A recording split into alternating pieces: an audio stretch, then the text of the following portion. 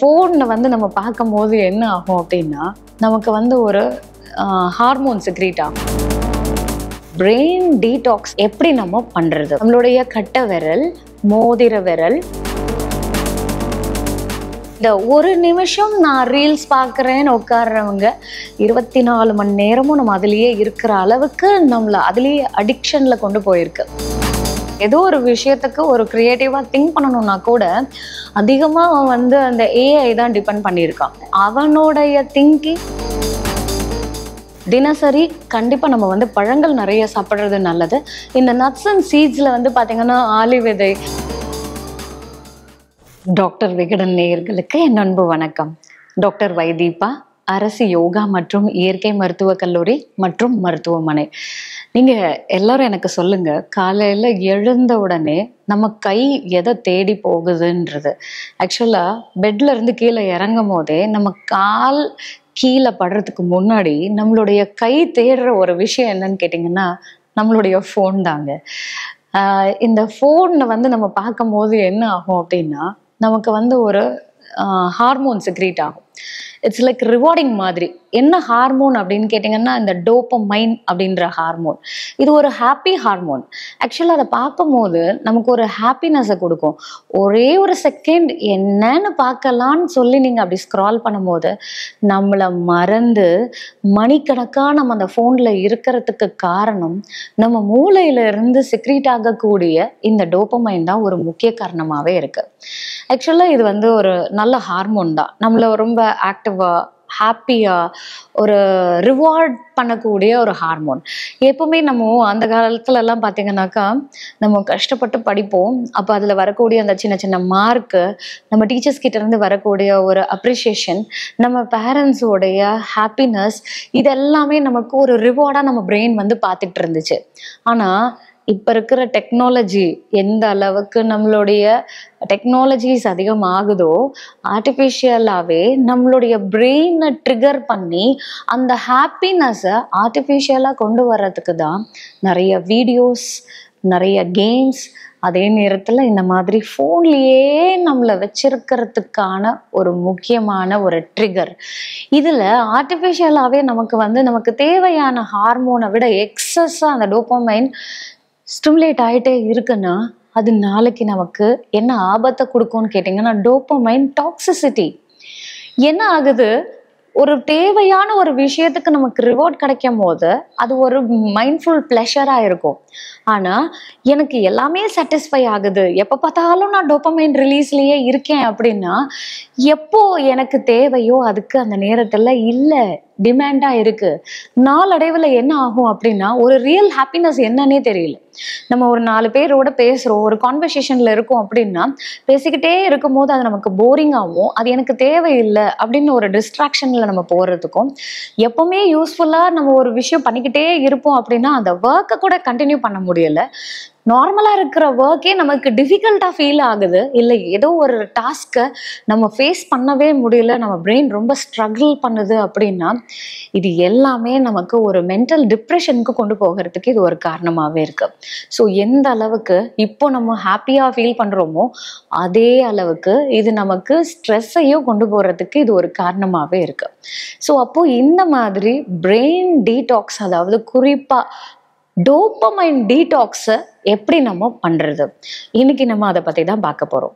இந்த டோபமைன்ற ஹார்மோன் வந்து பார்த்தீங்க அப்படின்னாக்கா இது நமக்கு நிறைய ஹார்மோன் எல்லாம் செக்ரீட் ஆகுங்க. அதில் இந்த ஹார்மோன் வந்து பார்த்தீங்கன்னாக்கா நம்ம நியூரோ டிரான்ஸ்மிட்டர்ஸ் எல்லாத்தையும் வந்து ஒருங்கிணைச்சு நமக்கு ஒரு பீஸ்ஃபுல்லான ஸ்லீப்பையும் ஒரு ரெஸ்ட்ஃபுல்லான ஒரு லைஃபையும் நம்ம பாடி ஃபங்க்ஷனையும் மெயின்டைன் பண்ணுறதுக்கு எல்லாத்துக்குமே வந்து இந்த டோபமைன் ஒரு கிரெடிட்டாகவே நமக்கு இருந்துக்கிட்டே இருக்கும். அதில் நம்ம இந்த மாதிரி அடிக்ஷன்ல நம்ம போகும்போது ஒரு சின்ன சின்ன விஷயங்களை கூட நம்ம ரீகலெக்ட் பண்றதுக்கோ, மெமரைஸ் பண்றதுக்கோ, இல்லை நம்ம எதுக்கு எடுத்தாலும் நம்ம எதையாவது டிபெண்ட் பண்ணி இருக்கிற அளவுக்கு நம்மளுடைய திங்கிங் கெப்பாசிட்டியே வந்து அஃபெக்ட் ஆகிறதுக்கு ஒரு காரணமாகவே ஆயிடுது. அப்போ இதை நான் எப்படி டீடாக்ஸ் பண்றது? காலையில் நான் ஸ்டார்ட் பண்ணும் போதே ஃபர்ஸ்ட் இந்த மாதிரி ஒரு ஜஸ்ட் டைம் கூட நான் இதை ஃபோனில் தான் நான் பார்க்கணும், நான் எல்லா விஷயத்தையும் நான் ஃபோனை தான் டிபெண்ட் பண்ணியிருக்கேன், டிவியை தான் டிபெண்ட் பண்ணியிருக்கேன் அப்படின்னா, அதுலேருந்து கொஞ்சம் வந்து நம்ம கொஞ்சம் ரீடிங் ஹேபிட்ஸை இம்ப்ரூவ் பண்ணுறது நல்லது. இதில் நம்ம கொஞ்சம் டைவர்ட் பண்ணிக்கிறதுக்காக வாக்கிங் போகிறது, கார்டனிங் பண்ணுறது, ஸோ நமக்கு பிடிச்ச அதாவது சமையல் செய்யறது, நல்ல ஹெல்தியான ஃபுட்ஸை வந்து சாப்பிட்றது, ஒரு ஹாப்பியான ஒரு மெமரிஸை ரீகலெக்ட் பண்ணுறது, ஃப்ரெண்ட்ஸோட நம்ம வந்து சேட் பண்ணுறது, ஸோ ஒரு ஹெல்தியான கான்வர்சேஷன் எல்லாம் ஃபோனாக டிபெண்ட் பண்ணாமல் ஒரு ஐசோலேட்டடாக நம்ம இல்லாமல் நம்ம இந்த மாதிரி டோபமைனை டீடாக்ஸ் பண்ணுறதுக்கு அது ஒரு ஹெல்தியான வேவாக இருக்கும். ஸோ காலையில் எழுந்த உடனே நம்ம ஒரு பிராணாயாமத்தோட ஸ்டார்ட் பண்ணலாம். அதில் 3 இது வந்து மூச்சு பயிற்சியை நான் சொல்லித்தரேன். இந்த டோபமைன் டீடாக்ஸுக்கு ஃபர்ஸ்ட் நம்ம பண்ண போகிறது என்ன அப்படின்னு கேட்டிங்கன்னா, ஈக்குவல் ப்ரீதிங் அப்படின்னு சொல்லுவோம். இந்த ஈக்குவல் ப்ரீதிங் அப்படின்னா நல்ல நேரம் நிமிர்ந்து உட்காந்து நம்மளுடைய ஷோல்டர் நல்லா ரெய்ஸ்டாக தண்டுவலம் ஸ்ட்ரைட்டாக இருக்கிற மாதிரி உட்காந்துக்கலாம். ஒரு மெடிடேட்டிவ் போஸ்டராக இருந்தால் இன்னும் பெஸ்ட்டு. அதுவும் ஏர்லி மார்னிங் சன்ரைஸில் நம்ம வெளியில் உட்காந்து பண்ணாலும் சரி, இல்லை வீட்டில் இருந்துட்டு ஒரு மேட்டை போட்டுட்டு கம்ஃபர்டபுளான ஒரு மெடிடேஷனில் நீங்கள் ஸ்டார்ட் பண்ணும்போது இது வந்து உங்களுக்கு ஒரு இந்த உலகமே, அதாவது நீங்க மட்டும் டோபமைன்ல மாட்டலங்க, லட்சக்கணக்கான மக்கள் இந்த ஒரு நிமிஷம் நான் ரீல்ஸ் பார்க்குறேன்னு உட்கார்றவங்க 24 மணி நேரமும் நம்ம அதுலேயே இருக்கிற அளவுக்கு நம்மளை அதுலேயே அடிக்ஷன்ல கொண்டு போயிருக்கு.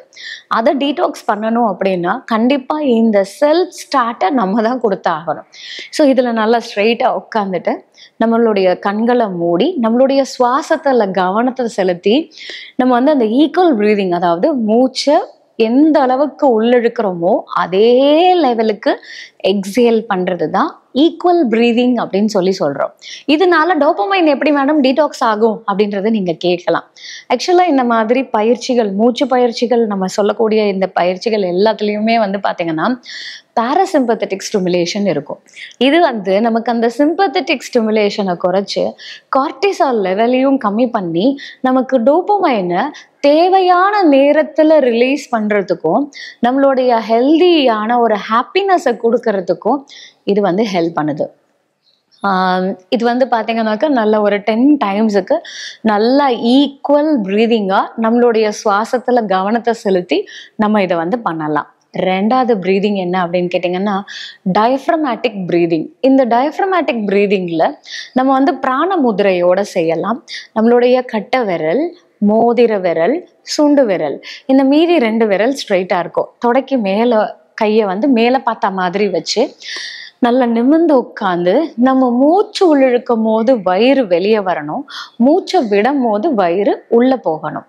ஸோ இந்த மாதிரி நம்ம டயஃப்ரமேட்டிக் ப்ரீதிங்கோட பிராண முதிரையோட சேர்த்து பண்ணும் போது நமக்கு நல்ல ஒரு பாசிட்டிவ் எனர்ஜியை கொடுக்குது, ஒரு எமோஷனல் பேலன்ஸை கொடுக்குது.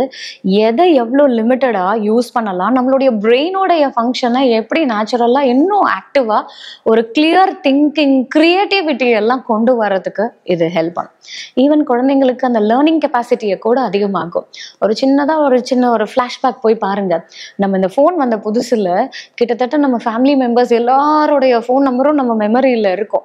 ஆனா இப்போ யாராவது ஒருத்தர் கிட்ட உங்களுடைய க்ளோஸ் ரிலேஷனை தவிர மீதி இருக்கிறவங்களுடைய ஃபோன் நம்பர் என்னன்னு கேட்டீங்கன்னா ஃபோனை தான் பாக்குறோம்.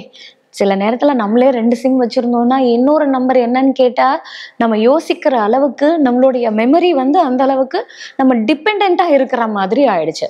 ஸோ யாருடைய வீடும் பாத்தீங்கன்னா நம்ம கூகுள் மேப் போயிட்டு தான் நம்ம பாக்குற மாதிரி இருக்கு. நிறைய ரூட்ஸ் எல்லாம் ஞாபகத்துக்கு இல்லை, பழைய நிறைய விஷயங்கள் ஞாபகத்துக்கு இல்லை. எல்லாமே வந்து நம்ம ஒரு டிபெண்டன்சில போகிறதுக்கு காரணம் இந்த மாதிரி அடிக்ஷன்ல இருக்கிறது தான். ஸோ 3வது டெக்னிக் போகலாமா? இந்த ப்ரீதிங்ல 3வது டெக்னிக் என்ன அப்படின்னு கேட்டிங்கன்னா, ப்ரொலாங்டு எக்ஸலேஷன். ஸோ நம்ம ஃபர்ஸ்ட் பார்த்தது என்ன அப்படின்னாக்கா ஈக்குவல் ப்ரீதிங். எந்த அளவுக்கு சுவாசம் உள்ளிழுத்தோமோ அந்த அளவுக்கு நம்ம சுவாசத்தை வெளியே விட்டோம். இதுல என்ன அப்படின்னு கேட்டிங்கன்னா, நம்ம இன்ஹேல் பண்றோம், ஆனா கொஞ்சம் நேரம் நம்ம வந்து அந்த எக்ஸலேஷனை ப்ரொலாங் பண்ணுறோம். ஸோ அப்படி நம்ம பண்ணும்போது நம்ம இன்ஹேல் பண்ணக்கூடிய அந்த பாசிட்டிவ் எனர்ஜி நம்ம உடம்புலையும் நம்ம ஞாபகத்திலையும் நம்மளுடைய மைண்ட்லையும் இருக்கக்கூடிய அந்த நெகட்டிவ் எனர்ஜியை நல்லா எக்ஸேல் பண்ணி ஒரு பாசிட்டிவ் எனர்ஜியோடைய ஃபில் பண்ணுறதுக்கு இதை நம்ம ப்ராக்டிஸ் பண்ண கூட நம்ம கும்பகா அப்படின்ற டெக்னிக்கோட சேர்த்து நம்ம பண்ணும்போது we can be a master in anything. உங்களுடைய சக்சஸ் யாராலையும் எந்த இடத்துலையும் தடுக்கவே முடியாது. லைஃப்ல you will be leading everything. ஏன் அப்படின்னு கேட்டிங்கன்னா அடுத்த generation they are depend on everything. அந்த டிபெண்டன்சி, அந்த கிரியேட்டிவிட்டி, இது எல்லாமே அவங்க ஒரு சின்னதாக இப்போ ஒரு லெட்டர் எழுதணும் இல்லை ஏதோ ஒரு விஷயத்துக்கு ஒரு க்ரியேட்டிவாக திங்க் பண்ணணும்னா கூட அதிகமாக அவன் வந்து அந்த ஏஐ தான் டிபெண்ட் பண்ணியிருக்கான். ஒரு சாட் ஜிபிடியாக இருக்கட்டும் இல்லை ஏதாவது ஒரு இதுல இருந்து நம்ம வந்து ஒரு ஹெல்ப்பை எடுக்கிற மாதிரி தான் அவன் டிபெண்டன்ஸாகவே போகிறான். ஸோ அப்போ அந்த மாதிரி ஒரு விஷயம் இல்லாமல் அவனுடைய திங்கிங், ஓன் கிரியேட்டிவிட்டி. இப்போது இன்னொரு விஷயங்க, நான் ஒரு ரீசன்ட் இதில் கூட இந்த மாதிரி இதை படிச்சிருந்தேன். நான் நியூஸ் பேப்பரில் தான் இந்த இதை படித்தேன். ஒரு குழந்தை வந்து பார்த்தீங்கன்னாக்கா அவனுடைய ஸ்ட்ரெஸ், அந்த போர்டு எக்ஸாமோடைய ஸ்ட்ரெஸ்ஸில் அவன் அதிகமாக வந்து பார்த்தீங்க அப்படின்னாக்கா அந்த சாட் ஜிபிடி கிட்டே நிறைய கேட்டுக்கிட்டே இருந்திருக்கான். அதில் வந்து என்னன்னு கேட்டிருக்கான்னாக்கா ஹவு டு சூசைட் அப்படின்ற மாதிரி கேட்டிருக்கான். அதில் அது என்னன்னு சொல்லியிருக்கு அப்படின்னாக்கா நிறைய வழிகள்லாம் சொல்லியிருக்கு. அப்புறம் அதுவும் சொல்லியிருக்கு இல்லை இப்படியெல்லாம் பண்ணக்கூடாது, இதெல்லாம் தப்பு அப்படின்ற ஒரு விஷயங்கள்லாம் சொன்னாலும் அவன் கேட்ட கேள்விக்கான பதிலை அது கொடுக்கும்போது இதை குறிப்பாக அவன் படிக்க அவனுடைய தேடல் வந்து ரொம்ப ஒரு நேரோ இதுவா என்ன ஆயிடுச்சுன்னா, நான் இப்போ பண்ணிக்கணும், எனக்கு என்னென்ன வேணும், அது வந்து நான் யாரும் என்னை காப்பாற்ற ஆகாத அளவுக்கு என்ன நான் எப்படி இம்மீடியட்டா லைஃப்பை எண்ட் பண்ணிக்கணுன்ற அளவுக்கு கேட்குற மாதிரி அவன் ரொம்ப க்ளோஸா அது கூட தான் இருக்கானே தவிர ஒரு பேரண்ட்ஸ் கிட்டேயோ இல்லை அவனுடைய சிப்ளிங்ஸ் கிட்டேயோ ஃப்ரெண்ட்ஸ் கிட்டேயோ இல்லாமல் ஐசோலேட்டடாக இருக்கிறதுக்கு காரணம் இந்த டோபமைன் தான். இதோடைய டாக்ஸிசிட்டி தான் அவனை வந்து எல்லா சோஷியல் லைஃப்ல இருந்தும் அவனை விலகி ஒரு தனிமைப்படுத்தி அவனை இந்த மாதிரி தப்பான முடிவுக்கு கொண்டு போகிறதோ. ஸோ அதெல்லாம் நம்ம கம்மி பண்ணணும்னா இது எல்லாம் எவ்வளோ லிமிட்டடாக யூஸ் பண்ணணும் அப்படின்றது ரொம்ப முக்கியம். நம்ம அப்பப்போ கொஞ்சம் நம்ம ஃபோனுக்கும் ஃப்ரீசிங் டைமை கொடுத்து அதை நம்ம டச் பண்ணாமல் நம்ம எந்த கால்ஸாக இருந்தாலும் டைவர்ஷனில் போட்டு அதை வந்து நம்ம கொஞ்சம் நேரத்துக்கு நம்மளை ஒரு மென்டல் பீஸ் நமக்குள்ள ஒரு நாளைக்கு அட்லீஸ்ட் 1 மணி நேரமாவது நோ ஃபோன் அப்படின்ற ஒரு பாலிசியில் வந்தோம் அப்படின்னா ஈஸியாக இதை டீடாக்ஸ் பண்ணலாங்க. அதே மாதிரி கபாலபதி அப்படின்ற ஒரு பிராணாயாமம் இருக்குது. இது வந்து என்ன அப்படின்னு கேட்டிங்கன்னா நம்மளுடைய கபாலத்தையே கிளென்ஸ் பண்ணக்கூடியது. அதில் இந்த டோபமைன் டீடாக்ஸ் எந்த அளவுக்கு எஃபெக்டிவாக இருக்கும் அப்படின்றத பாருங்க. இது வந்து பார்த்தீங்க அப்படின்னாக்கா நம்ம எடுத்துக்கக்கூடிய சுவாசம் ரொம்ப பாசிவாக இருக்கும். ஆனால் அதே நம்ம சுவாசத்தை வெளியே விடும்போது ரொம்ப ஆக்டிவாக. So passive inhalation, active exhalation. நல்லா நிமிர்ந்து உட்காருங்க, நல்ல சுவாசத்தை ஆழ்ந்து உள்ளிழுங்க, நல்லா ஆழ்ந்து வெளியே விடுங்க. திருப்பி நல்லா சுவாசத்தை உள்ளிழுத்து